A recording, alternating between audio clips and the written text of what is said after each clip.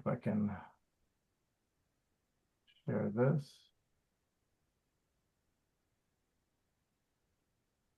Okay, can you guys see that? Yes. Yep. Okay.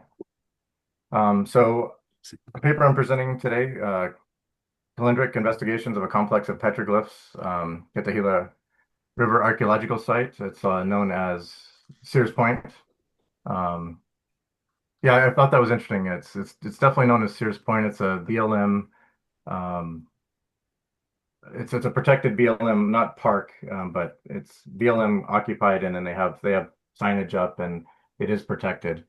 And this paper is by Hoskinson, and I can't remember when, a few months ago, a paper on a summer solstice marker at Sears Point.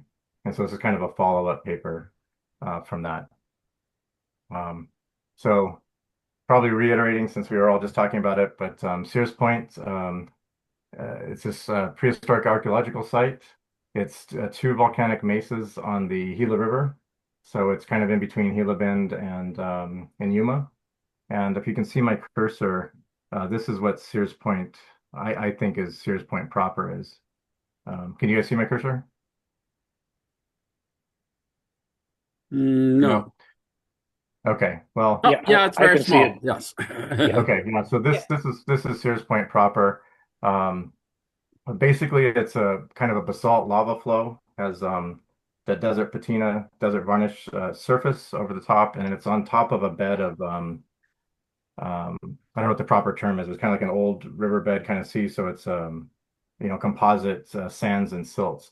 So it leaves these interesting phenomena where the bottom is very easily eroded base, and then it has this cap of several meters of basalt that can clave off, and so you end up with these really beautiful rock faces that have been Oh, lots and lots of petroglyphs.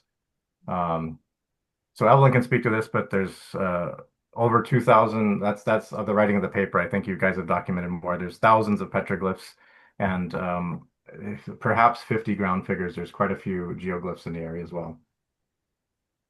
And it's been occupied for a long time. There's lithics for the Paleo Indians. Um, and then kind of in the historic, prehistoric, you've got Patayan and Hohokam. And in modern times, it was heavily used by the Yuman and Piman Indians.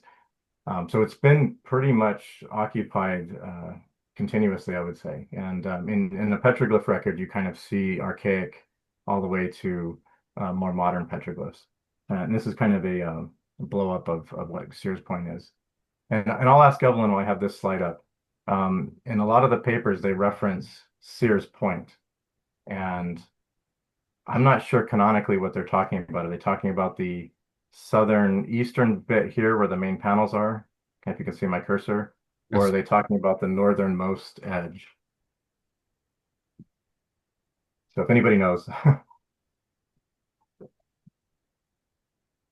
most of the petroglyphs are on this kind of southern eastern edge and in this southern ridge here, but it's a much, much bigger area, kind of miles in each direction along the mesa. There's lots of petroglyphs. Um, so hopefully this plays. Just give you an idea of what the landscape looks like. So this is the main petroglyph panel we're going to be talking about in the paper. So you can see that basalt column. It's several meters high, and then it breaks off onto this kind of sandy, silty hill with lots of the boulders going down. So a lot of the petroglyphs are on those nice, clean faces. And then the top has that desert patina where a lot of the ground figures are. When this is panning, rotating north, so you'll see the Gila. That's kind of the Gila floodplain in the distance there. Okay.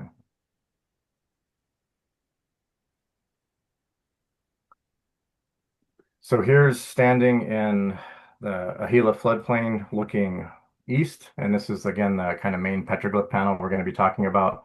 So there's 5 or 6 panels starting from about here. Um, and in the panel we're going to talk about today is what they call the calendar panel, which is here. Let's see if I have I have kind of a zoom in here. So these are the panels. So what we're talking about today is focused on this panel here. But at the end, I want to mention what usually is considered the main panel, which is the one on the far left here, this panel over here.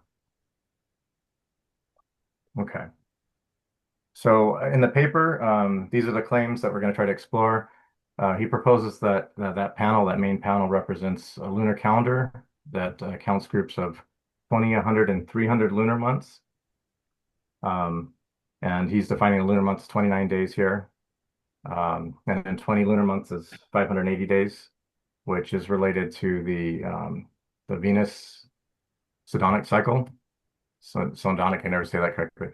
Um, and yeah, then he relates it to the Venus cycle. So he claims that there's 1, 5, and 15-year marks for keeping track of the Venus cycle. He makes a statement that the 20-month lunar calendar starts with the Hunter constellation rising in the winter solstice, and that's related to Sirius in Canis Major. And he mentions some light and shadow interactions on the winter and summer solstice with this panel as well. So that's what we're going to be talking about. So this is the main panel. All right, let me move.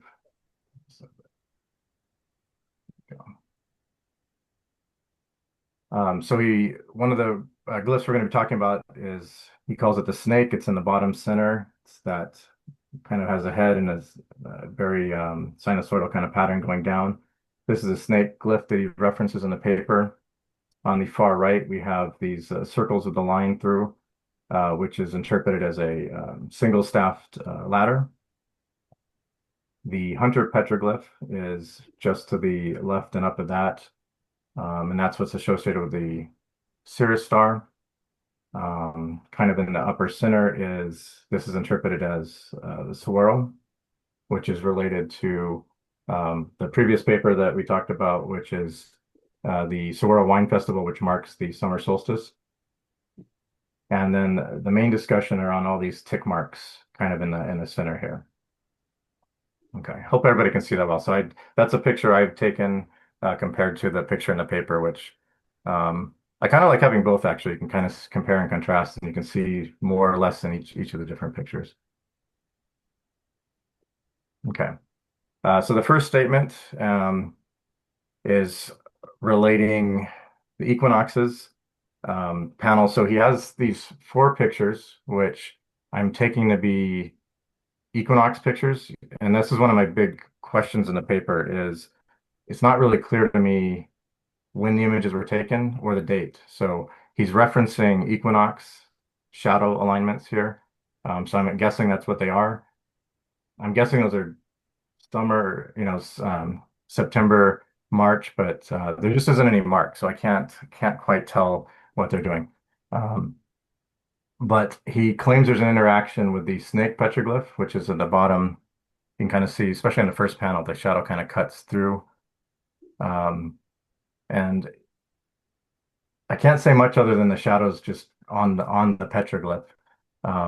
And then he makes reference to the snake symbolically dividing the solar year in half. So it's keeping track of, before and after the equinoxes. But I think it's very important to know, well, obviously the day, so we can assume it's an equinox, but the time would be very important. And let me see that's my next slide. So Rick and I were there in December. So I think you even just though saw we're me standing on top of the I was cliff. going to say he makes a brief appearance there on the horizon. So we're talking Yeah, the pictures in the paper are the equinox. I want to be really clear. He's talking about the equinox. This is the winter solstice, but I just wanted you to kind of see the shadow patterns that we're seeing over the rock and why it's really important to not just have a snapshot. You really have to understand kind of its dynamic. There's Rick. And so the panel we're talking about is the far right here. And so we still have that shadow line moving across the face, even in the winter solstice. So we'll leave that for the discussion. I just wanted to point out that you have a line and you have a line shadow moving across it. And then next slide, I just have a detail of that same interaction, so you can see what I'm talking about.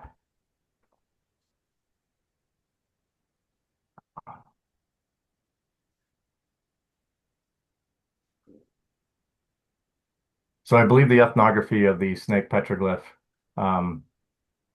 but it's without, and he doesn't give a lot of detail. So just having a line and having a line shadow move across, you can make the same kind of statement for the solstice as well. Chris, it would be fun to just have one of these for every day of the year. So, like, So that's on my next slide. Um, and I'll talk about this later, but he makes mention interacting with the staff petroglyph. You'll see it here, and I'll talk about it more in a few slides. So that was the winter solstice, and here we go. So this is the first shadow is the left panel. I just picked a slide where it's interacting with the snake petroglyph and then highlighting the top two rungs of the ladder, which we'll talk about in a minute. Um, so this is something that we've been working on is making 3D models. This is a complex geometry of these rock faces at all these different angles. Um, so the idea is we make a 3D model and we put this in a digital space. We can project the sun on it and kind of reproduce these shadows. And then we can, to Ric's point, look at it all year round and not just a snapshot in time of this is what I saw on this day at this particular time. So, so I showed you a movie of the whole sequence of it going in light and then completely out. In the paper, we just have that snapshot, and I don't know when it was. I don't know if that's a special moment. It's just a picture. So I think this whole panel, this whole Sears Point panel is a really good candidate for doing this kind of 3D modeling and getting understanding how the sun interacts throughout the year. Chris, have you done 3D modeling? Sorry to interrupt, but have you done a model of this yet? So I think my first appearance at a SCAAS conference was on the north side. There's a very interesting petroglyph, and I had set up some time lapse for the summer solstice, and then I built a 3D model, and I was able to reproduce the shadow interaction on that. Um, so it's very easily done, and I think it's these very sharp, jagged kind of basalt faces are perfect for it. They're really hard to model, or in survey, I would say they're very hard to survey, but they come out really nicely in a 3D model, and those nice sharp lines produce really nice shadows. So it's a simple thing for these shadow interactions. It's not a very complex geometry for the 3D models. Um, and just over the years, I've tried to do it with kind of freeware, and the tools come and go. So the way I had done it in the past doesn't really exist anymore. And my current hope is with Stellarium, they have the ability to put in 3D models, and so it's just a matter of finding time to do it. So I have 3D models of this face. I have 3D models of a lot of areas in Sears Point, and I just need to figure out how to get it in Stellarium and reproduce it. So that'll be my next journal club, hopefully. Okay. The next figure he mentions is, like I said before, the hunter petroglyph, and he says the ethnography says it is related to the star Sirius. And an important point is this um, face is 120 degrees azimuth. So I took that to mean if your back's up against the panel, you're looking at 120 degrees, and that's where you see Sirius rising um, just after sunset in December, so around the solstice. So that's the astronomy, and the ethnography is it is an associated constellation. But beyond that, I didn't see that he made a strong connection relating that to the rest of the calendar. I mean, he makes a case that it's astronomically related.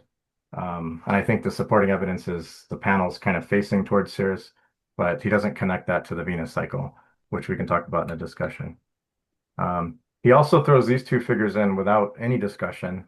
And just by looking at him, you can infer that what he's trying to do is show that the constellation more or less persists back in time.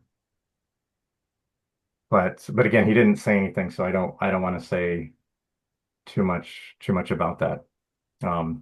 Aside from this would be the Canis Major constellation, and so it's kind of a good representation of how you get the hunter from that. I don't know, Evelyn, if you know anything related to this. I know Hodgkinson in the past and in previous papers trying to go back in time with showing alignments and how they would have aligned, X amount of years ago. So I'd wonder if he was doing something with this, but again, he doesn't say in the paper, so I don't know. I don't know either, although his family sent me a box of his records. So, and I have not really researched it. So you're piquing my interest of finding that box and really seeing what it has in it. Yeah, you never know what you'll find. Right. Maybe I can get dates for you for when he was there. I don't know. We'll see. It, it's always great to get the original pictures. I'd say because I'm always curious too how these things evolve. I mean, there's always damage, there's always wear and erosion on the petroglyphs. So it's if you can get the primary pictures back in time, it's kind of interesting to see. Sometimes there's subtle things that are lost on the petroglyphs. Right. Okay. The next figure is dealing with it's interpreted as a one-pole ladder, and he says it has a mundane and ceremonial use. The ceremonial use is it's a representation of shamans travel from the world to the sky, right? And each rung is, I misspelled that. Each rung is said to represent a transition state of being and understanding. So he gives some ethnography for that. And then he just mentions in one line that at the time of the December solstice, that the upper loops of the ladder are illuminated by circular spots just as the sun goes below the local horizon. And uh, luckily, Rick and I had taken that picture. So this is what we saw in December. So that's confirmed. Um, There's that but out. The wording is weird for me. Just it's the local horizon, the sun goes sets behind the local horizon. That just means it's going around the cliff face, I think. it's good. And that when I first read that, I was like, there's no way it's completely in Yeah, shadow yeah, within a yeah, half an yeah, hour after sunrise. And so yeah. when I made the movie for this presentation, I'm like, well, sure enough, it's there. But yeah, the wording really threw me off. I guess, Um, yeah, I highlighted that one as like I don't exactly understand what he's trying to say here, but this is clear evidence that yes, indeed, the top two circles, as he says, are illuminated, and this is the December solstice. So right. I don't think you can beat that. So I agree. That confirms it. If I go back to the movie, that's a moment in time because it kind of interacts with that. Yeah, Let's see if I I can would find imagine that it. whole thing only takes a couple of minutes for it to like do that. Yeah, I think each frame here is about a minute. So each jump you see is 1 minute. So it cuts, so you get just illuminates the top, and then you kind of get both, and then the top, and then it ends with both.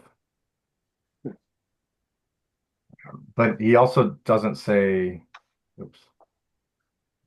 Again, he's light on the meaning. So he attaches the ethnography of what the staff is, makes the statement, but it's up to us to interpret, I guess.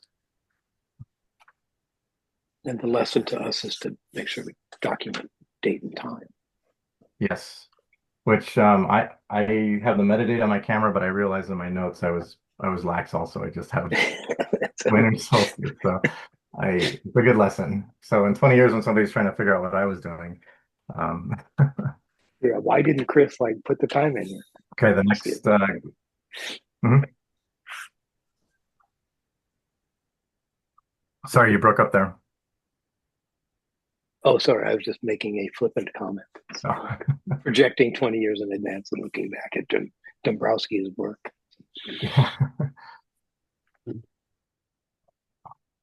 So the saguaro petroglyph. In the previous paper, I spent a lot of time dealing with the Saguaro Wine Festival, which is an indication or the start of the summer solstice. So um, that that's the ethnography he's referencing here. He makes statement that it's related to Ursa Major constellation, which I hadn't heard before, and I don't think was mentioned in the other paper. Um, And again, he just makes the statement. So I'm thinking he's just adding kind of flavor, relating astronomy and um, you know, culturally significant time statements, but he never kind of brings it together to make some statement. I think he's leaving it for us to do that. And maybe that's fair. Maybe he's just showing that the pieces, the elements that are on the panel. Um, but beyond the connection to the summer solstice, not he doesn't say much beyond that. Um, and then finally, I think the bulk of the paper is really focused on this counting scheme for the calendar. So if you guys read this, I'm curious what your take on the way he describes it. So he says a sequence of 29 marks is believed to represent a lunar count from new moon to new moon. The two rows of 14 marks are vertically separated by a space containing a single mark, which probably represents the full moon. And then I added my comment to 1 month. So when I first read this, I took it to mean one full moon to the next full moon. So one tick mark, say on this panel, like say 16 of 14 was 1 month. Um, but then after reading it a couple more times, I think this whole panel is supposed to represent 1 month. So there's 14 days before the full moon, 14 days after the full moon, and then 1 day with the full moon. So then you get a 29-day month. So I was thrown off initially. I was thinking it was 29 months, and I couldn't figure out how the 29 related to everything else we were talking about. But I'm pretty sure, well, I'm 80% confident that this panel represents 1 month, 14 days before the full moon, and 14 days after the full moon, new moon and new moon. Does that make sense to everybody? Yeah. Okay. Yeah. Okay. I mean, I'm asking because I was up until a few hours ago, I was convinced it was 29 months, which didn't make any sense. Yeah. It is a bit convoluted in the paper, though. It's fresh because I just read it before we started. And you're right. It's hard. I think, and I'm personally more interested into how he's connecting the Venus cycle. So I'll wait. Okay. So I think he's building up the calendar. So if we agree that this is one lunar month, so 29 days, the kind of petroglyphs, the tick marks above that calendar, is lunar month count. So he's interpreting this, there's 20 marks here. So that would be 20 months, which 20 months of 29 is 580 days, which is approximately one Venus cycle. So that's how he's relating lunar months to the Venus cycle. I'm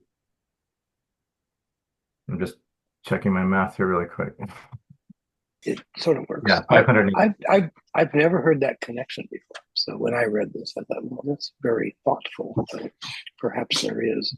And I think he also references a paper or something. So I was reading it today too, like Jason, and I kind of made a mental note. I'm gonna go see if I can figure out who sort of came up with that, because it is true. There's I think it's 585 days actually is the Venus synodic cycle.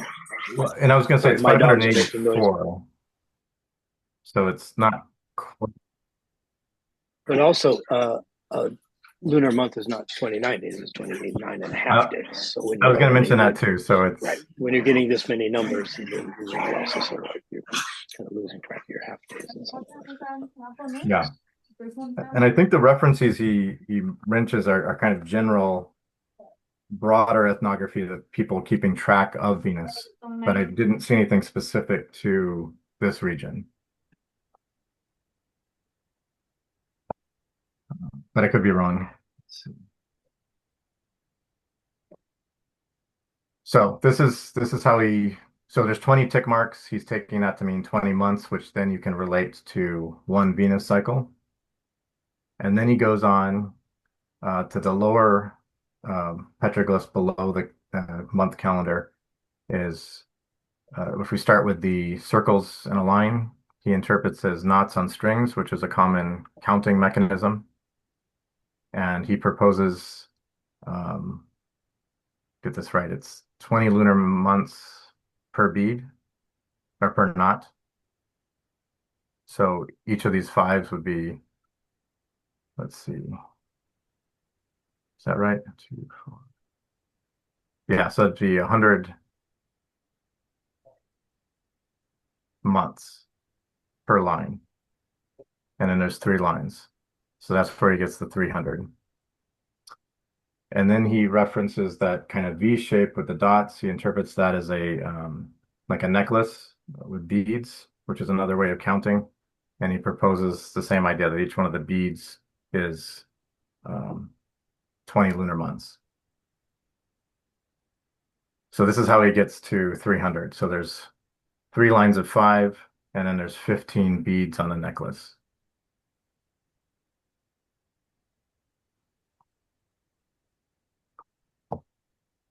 So the math adds up, but he doesn't make a strong case for, well, I don't mean to judge, but the math lines up. I'll say that. It's compelling. Let's see what we have next. So if there's no questions on that, we have lots to discuss on it. I just wanted to point out that the right picture here is what I think most people consider the main panel at Sears Point. That's the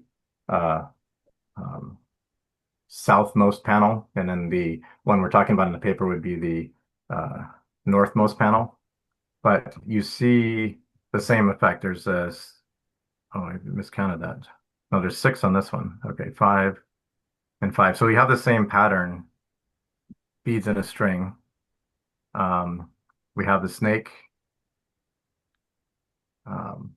And then something, if he is trying to relate it to Venus, there's a Venus glyph on the main panel. But there's also a Venus glyph on the panel he's talking about. He doesn't reference that at all, which I think would be something you would mention.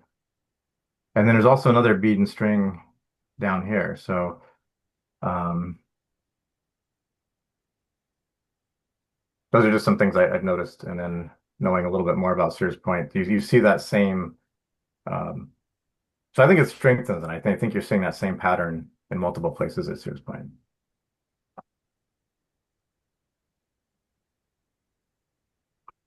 So that's my walkthrough of the paper.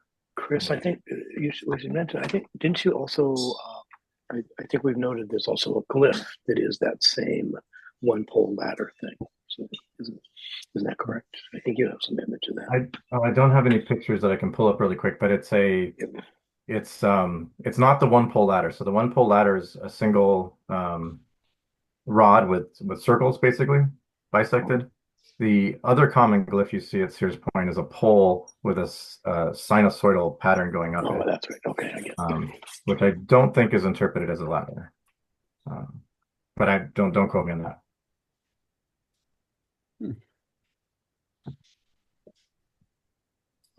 So some of the discussion points I had were, as you noted, 28 days versus 29 days, or 28 and a quarter or half.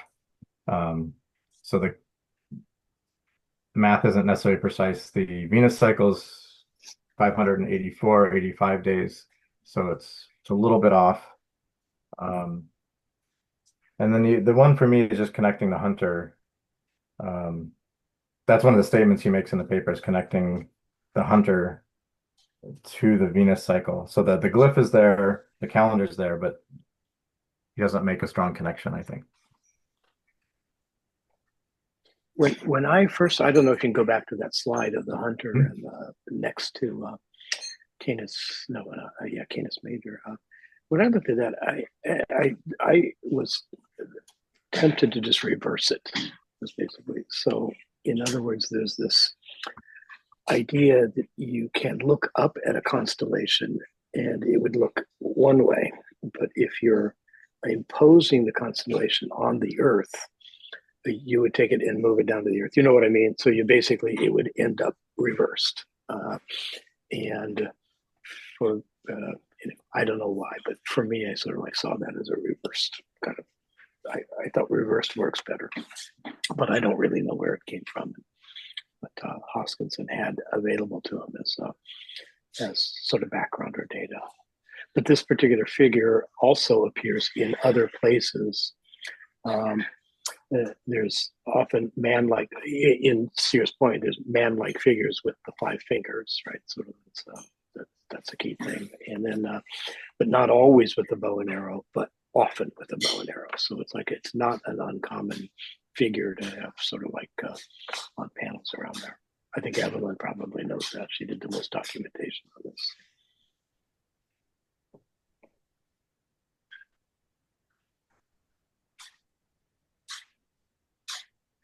Yes, that's true. It's not uncommon. The enclosed cross is not uncommon, but it is interesting that it's at the top of a lot of the different mesas. And it was, so I have house cleaners here, so if you hear noise in the background, that's what it is. And that's why I normally keep my audio off. Thanks for your comment. Then, Chris, I think in the other paper, if you go back to the north panel, Go which? the north that panel? shows the north panel. Yeah, if I don't know if it's Hoskinson or not, but there's a paper that says, so it's the panel on your left as you're looking at it, and it was also describing below ground, at ground, and above ground, or something like this. This panel was interpreted to have the interpretations of successive, rising out of the earth or something like that. So that, and they were using the cracks of the rock to delineate the layers. And I don't remember. I'm sorry. I hate to bring that up without too much reference, but I did. I thought maybe that was in the other paper. Do you remember, Chris? I have. Does that sound familiar? No, that sounds familiar, and I really don't want to say something wrong, so I don't want to interpret it wrong. I meant to look that up before I have some notes from Boma Johnson, and he gave lectures on this, and specifically interpreted this panel. I don't know of a specific paper Okay. that is published in, though. So if there is one, I'd love to see that.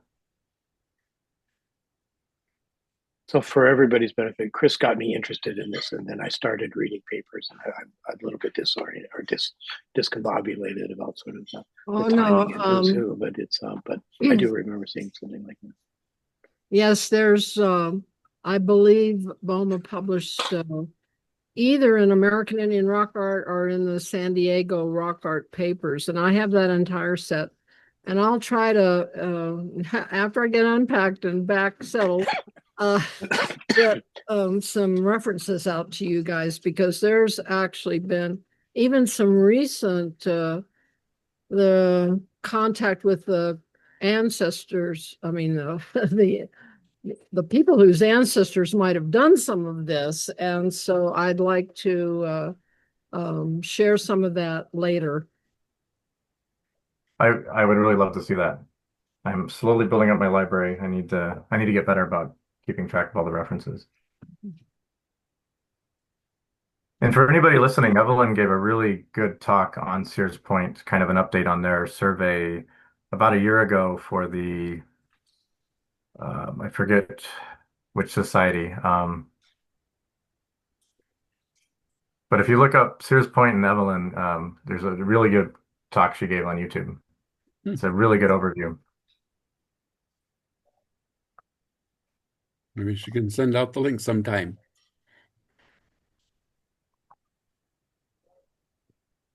Bob already put it up, I think. Oh, Is it in the chat? It's in the chat up there, the link onto Sears Point. It was at the International Federation of Rock Art Organizations meetings in Albuquerque in 2013. very good. Just reading through the comments now. So Joyce, you're asking about the pointing of the arrow. Let's see.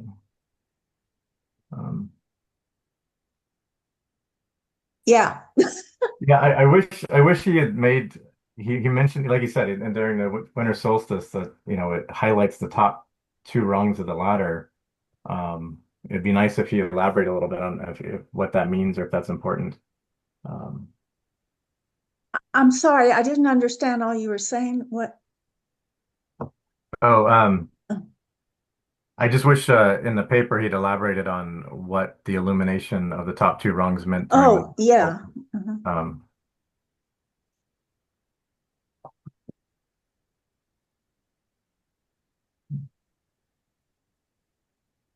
Well, it just seems like the number 5 is in, and it could maybe just happens that way, that it's a number 5 of this in one glyph and 5 of that in another and 5.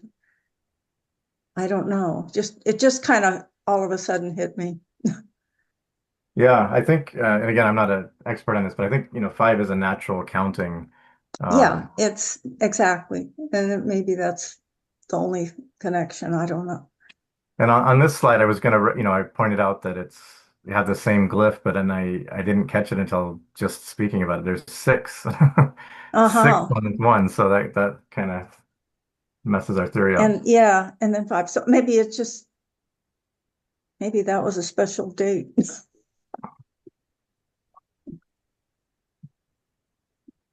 Just goes to show, really, sometimes we don't really know what they might have been thinking. Yes.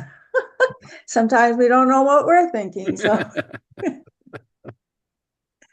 So, Chris, I'm wondering what kind of ethnographic associations can be related to this site in this area, and what kind of tribal connections there might be, if you're Yeah. aware of anything. Back up. So it's the Human and Pima are the most recent, and then it's the Hohokam. That's kind of how I got interested in it, and then it goes all the way back to the Archaic. And I think the best way that I'm again I'm don't quote me on anything, but I see the Gila as kind of this highway, right? And so you have the Colorado human-speaking tribes, and then you have the Hohokam, and you have the Pima groups, and I think there was just a lot of back and forth. And Sears Point's kind of, if you see any maps of the areas through time, it's just so much overlap. I really think Sears Point's one of these unique places where kind of everybody was. Um, and I don't know who, was in charge or owned it, but there was definitely cross-pollination of just absolutely everything going on. And that's what makes it interesting with as a petroglyph site, is it's just layers and layers and layers of these different cultures. And so it's hard to get a sense of what's going on. So I see it as a highway. I think a lot of people went through here. So there's not really much evidence of habitation sites in the area. That I can't speak too much to. Across the river, there's Agua Caliente, which is a known historic site, but it also, I believe, is dated pretty far back. And then the He mentions Hohokam, that in there. I mentioned it in the paper. I can't remember how far back, but the Hohokam, as Evelyn's mentioning, is just all up and down the Gila. So Okay. there's just habitation all up and down the Gila.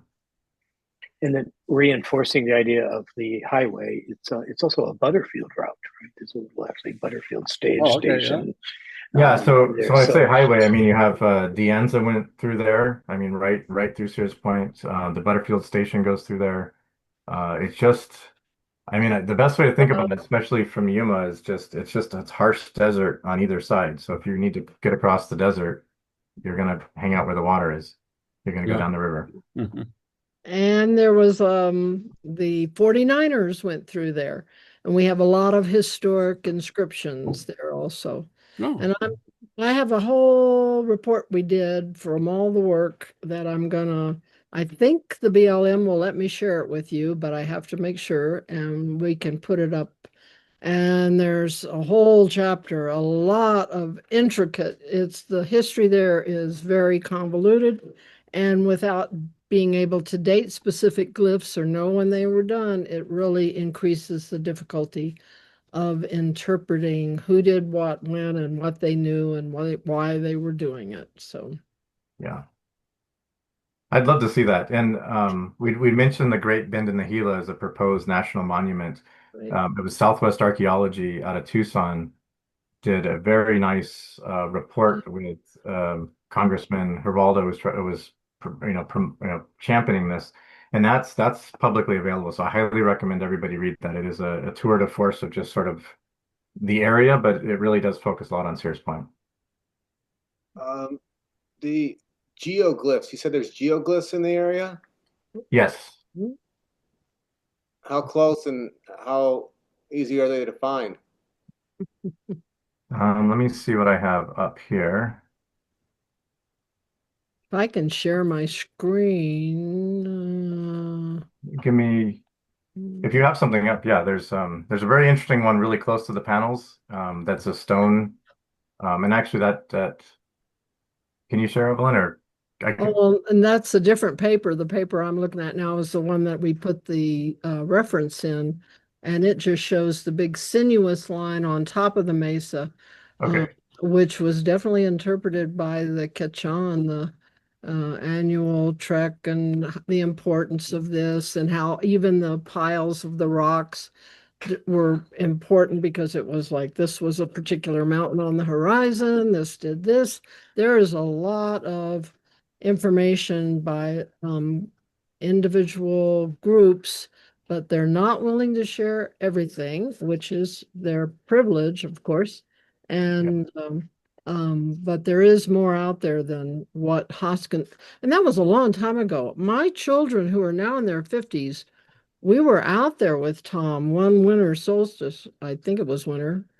Maybe it was summer. I don't remember. Yeah, it's over 50 years ago. No, not that, because one was probably 8 and the other was probably 6. And so I was corralling children and I really wasn't looking at the light and shadows. And I don't know what pictures I have except of my children, but I'll look back for those too. But my point is, it's so much has changed.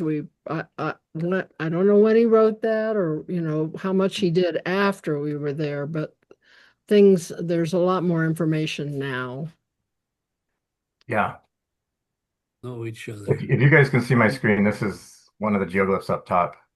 And that's that figure Rick was talking about. It's a Right. staff with that kind of sinusoidal um, around it, and then there's some rock piles. And then the previous journal club, we with Sears Point. Hopefully it comes out here. Let's see.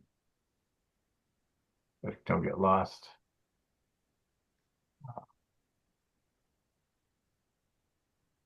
I'm not going to be able to find it quickly. But there's some geoglyphs. Oh, here it is. This one's very subtle, but this is the other paper by Hoskinson. There's a sighting stone. There's a tamped line that you can kind of barely see here. That's one of the geoglyphs. And I think there's some bigger structures that let's see if I have it. Let me turn this off. You can see from Google Earth just these big long line structures here. So Rick and I are looking at those. And Boma Johnson has we're not going to be able to see him here, but the geoglyphs in Sears Point a lot of them are ceremonial. So they're kind of like tamped lines, like dance circles or racetracks. There's a couple big areas like that, and they're just incredibly subtle. So I've been trying to fly the drone and document them as best I can. And then there's some kind of rock alignment. So you'll see a lot of rocks that are cleared and then just these long lines of stone. But then in the greater Gila area, there's a whole rich tradition of geoglyphs, and there's some really pretty spectacular ones going all the way to the Colorado. You have the Parker geoglyphs. Well, one thing I'll say about there's a really good book by Boma Johnson, Earth Figures of the Colorado, I think is what it's called. And he documents kind of all the way down the Colorado and then the Gila. And the transition is on the Parker side, they're big. The desert pavement's been moved to make these big earth figures. And as you go east along the Gila, you see less of that and you see more rock piles and alignments.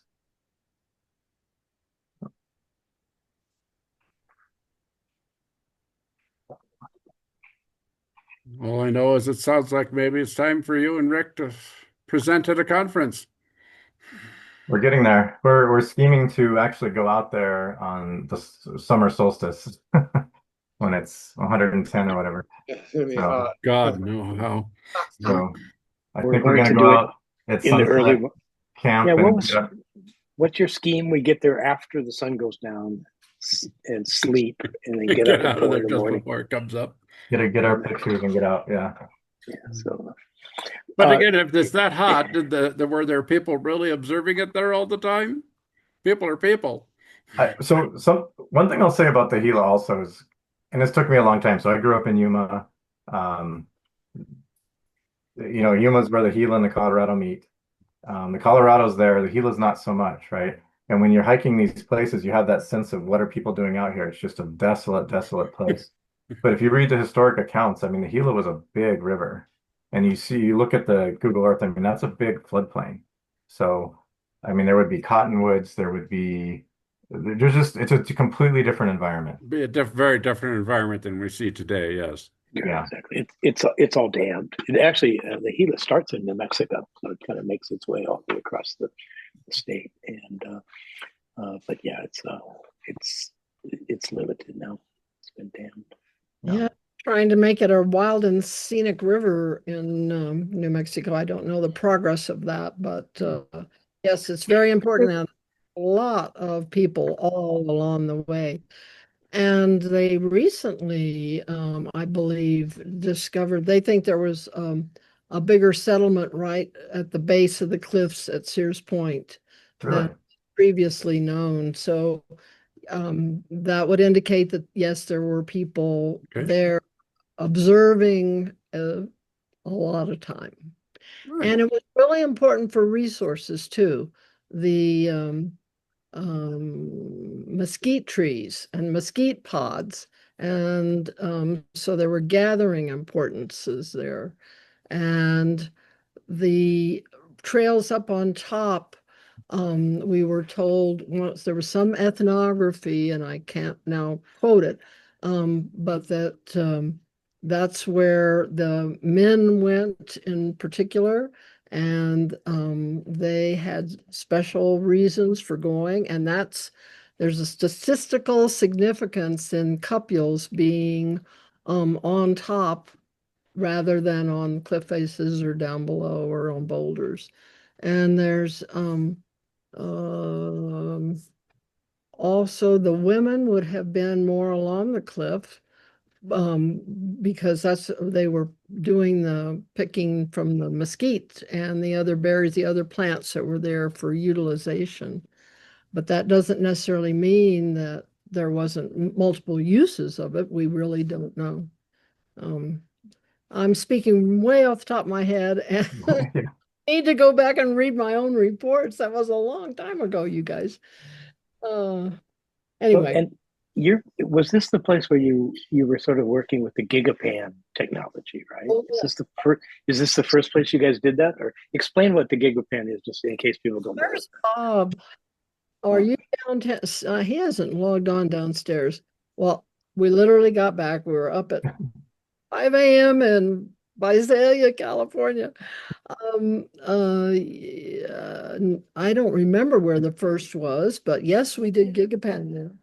And also we've flown it with the drone several places. We have a lot of aerial photographs, so we're willing to share all that data with you, Chris, or whoever. And I can be more cogent at another time. Right.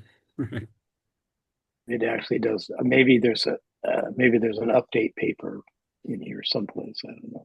Take a little bit more research. We all have a little piece and a little history of what we might have read a while ago. We got to bring it all together, I guess.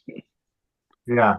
And that's one of my ongoing projects. So I see Joyce's comment asking for references. So I think we'll definitely offline. I'll make a note, Joyce, and if you don't hear from me, bug me. But I definitely need to get these things together, and I'm happy to share anything I have.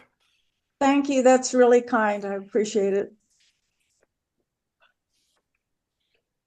And we'll have to show people the results of our amazing summer solstice sunrise.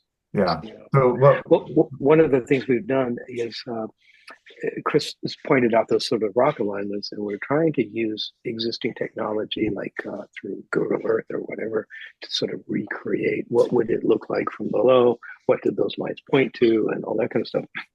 I took it a step further and did a lot of point cloud work in GIS, and so I don't know if that means it's automatically more accurate or but we're getting slightly different information, and so part of the bigger focus is what do we actually have to capture to actually be able to do a prediction, and have with confidence, as opposed to sort of just using existing technologies and not testing the background and whether. And so anyway, so this is one of our proofs. We've done the background work, we've done some modeling, so we think we know what we're going to see, but we're going to go and check it.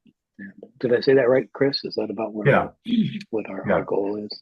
So there's some new work we want to do, and we're also using Sears Point reproducing like these papers as part of our cultural landscape project. So we kind of already know what the answer is. We can go and apply these new technologies and see if it is predictive and document, if we can document.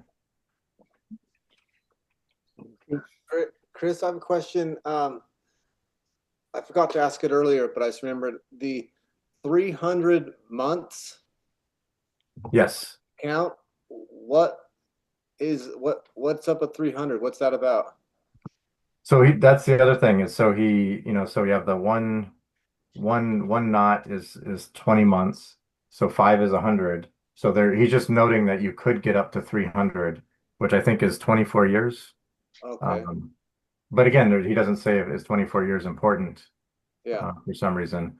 And I was racking my brain. I don't know of anything cyclical or anything important on a 24-year scale.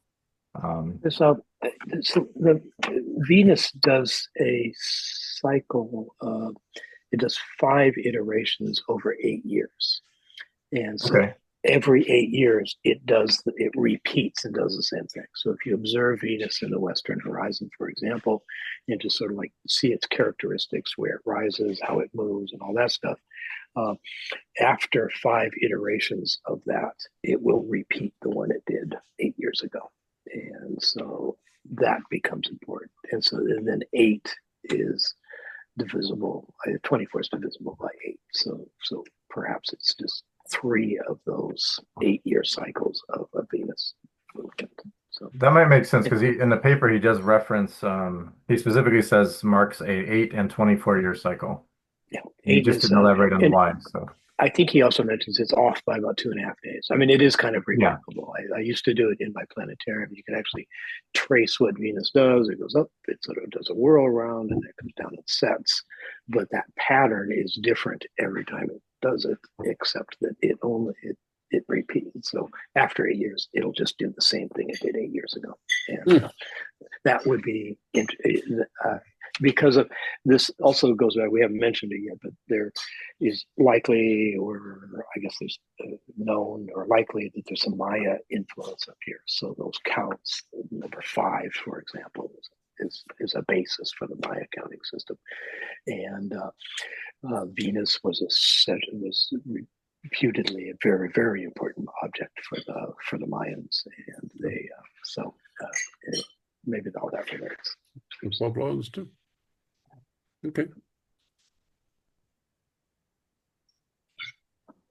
I'm glad there's lots of interest in Sears Point. It's in a really unique place. So I highly recommend anybody gets a chance, go out there. You guys, if you guys want to go out there, talk to Chris and I first, because we'll probably, I don't know, Chris gets to Yuma about 1 or 2 or 3 times a year, and it's not that far for me. So may have to try it sometime. Sorry. Yeah. Okay. With that. All right. Any other questions? I think I've said everything I know. I'm glad there's such interest though, because Rick and I are working on it, and there's lots to talk about. So I'm happy to keep giving updates in journal clubs on Sears Point.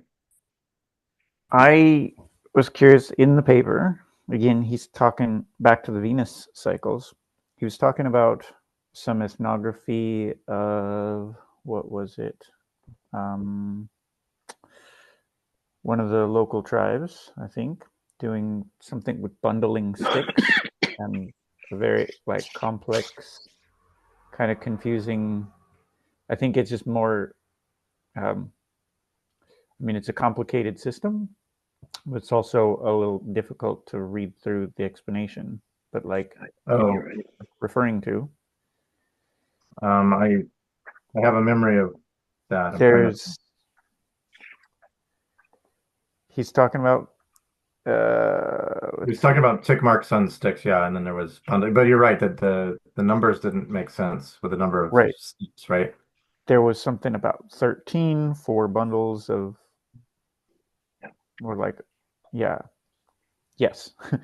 It's just very like, where are we going? He also, some of those references are well into Northern California. So Yeah. many Right. tribes up Yeah. you know, from our area, sort of that Colorado River Gila thing, but then just Like- over in the California border, there is a really rich heritage over there. And then Chumash, I think, is one of the Chumash, ones. that's the one. It's Yes. that's Yeah. more like Central California North, if I remember. Right. Sound And about it's, right. I think he's trying to connect like Pan-Uto-Aztecan speakers and using references for their different calendar practices. But even that said, that section where like I'd be really interested to hear more about that, but that's kind of confusing. If you look at the reference section of the article, there's a lot of references to individual tribes and papers about those individual tribes. So maybe that's a good place to start. Right. So it was also unclear, like with the ethnography that he was making his conclusions from, was that his own ethnography or is that referenced? So on the panel, I can say the Saguaro was definitely the correct ethnography. I think that, like with the bundle of sticks, I think he was just making a kind of a big regional argument that people were paying attention to Venus. That's how I took it. So I didn't spend too much time trying to make sense of it. I think everything related to the panel is correct. I don't think he was connecting. I could be wrong. I really don't think he was making connection. I was just thinking he was making the case that people were paying attention to Venus at these large scales.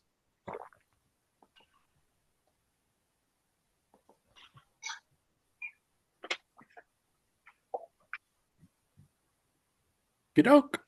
Cool. I'm going to wrap it up and stop the recording if we're done. All right. Well, thank you, everyone.